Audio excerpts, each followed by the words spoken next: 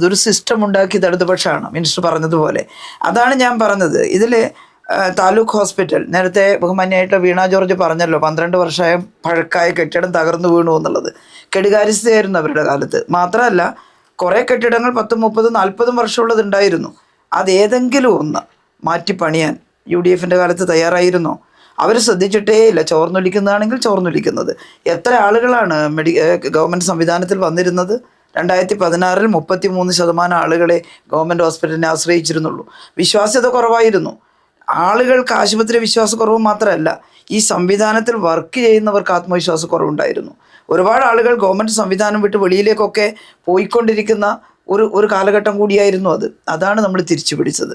ഇന്ന് ഗവൺമെൻറ് സംവിധാനത്തിൽ വർക്ക് ചെയ്യാൻ ഒരു ആത്മവിശ്വാസം അവിടെ വർക്ക് ചെയ്യുന്നവർക്കുണ്ട്. നല്ല പ്രൊട്ടക്ഷൻ ഉണ്ട്. മാത്രമല്ല, നല്ല സംവിധാനമുണ്ട്. നമ്മൾ ബോൾഡായിട്ട് എടുത്തൊരു തീരുമാനമുണ്ട്.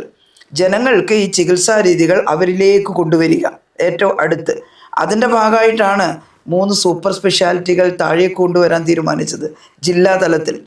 ഏത് സംസ്ഥാനം അങ്ങനെ എടുത്തിട്ടുണ്ട്? നമ്മളത് കൊണ്ടുവന്നതിൻ്റെ ഗുണം അനുഭവിച്ചു. ഇന്ന് കാത്ത് ലാബ് ഡിസ്ട്രിക്ട് ഹോസ്പിറ്റലിന് കൊടുക്കും. എന്നോടൊന്ന് പലരും പറഞ്ഞിട്ടുണ്ട്, പ്രാഥമിക നടപടിയാണ്, കാർഡിയോളജിസ്റ്റിന് കിട്ടില്ല. കിട്ടി. ഇന്ന് ഡിസ്ട്രിക്ട് ഹോസ്പിറ്റലിലെ കാത്ത് ലാബ് ഉപയോഗിച്ച് 1000-കണക്കിന് ആൻജിയോഗ്രാമും ആൻജിയോപ്ലാസ്റ്റിയും ചെയ്തു. അർത്ഥം എന്താ? മെഡിക്കൽ കോളേജിലേക്ക് എത്തുമ്പോഴേക്കും മരിച്ചു പോകുമായിരുന്ന 1000-കണക്കിന് മനുഷ്യരുടെ ജീവൻ രക്ഷിച്ചിട്ടാണ് നമ്മൾ വർത്തമാനം പറയുന്നത്. അതുപോലെ തന്നെ നെഫ്രോളജി നമ്മൾ വലിയ തോതിൽ വികേന്ദ്രീകരിച്ച് താഴേക്ക് എത്തിച്ചു. ഡയാലിസിസ് യൂണിറ്റുകൾ സകല താലൂക്ക് ഹോസ്പിറ്റലുകളിലും 12 മെഷീൻ വരെ. UDFക്കാർ കാണുന്നില്ലേ ഇത്?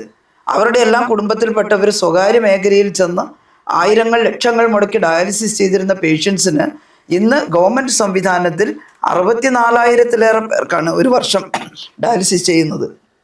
എത്തിച്ചിരിക്കുന്നു നമ്മൾ. സ്ട്രോക്ക് യൂണിറ്റുകൾ, ന്യൂറോളജി നമ്മൾ താഴേക്ക് വന്നു. ജില്ലാ ഹോസ്പിറ്റലുകളിൽ സ്ട്രോക്ക് യൂണിറ്റ് ആരംഭിച്ചു. വേറൊന്നുമല്ല, ഏതെങ്കിലും തരത്തിലുള്ള ഒരു ഹെമറേജോ ഒരു സ്ട്രോക്കോ ഒക്കെ വന്നാൽ 1 മണിക്കൂറിനുള്ളിൽ ഏറ്റവും അടുത്തൊരു ആസ്പത്രി സൗകര്യപ്രദമായി ഉണ്ടെങ്കിൽ എത്തിക്കാം. അവിടെ എത്തിച്ചാൽ ഈ പേഷ്യൻറ്റിനെ വീണ്ടെടുക്കാനുള്ളൊരു അവസരം കിട്ടും നമുക്ക്.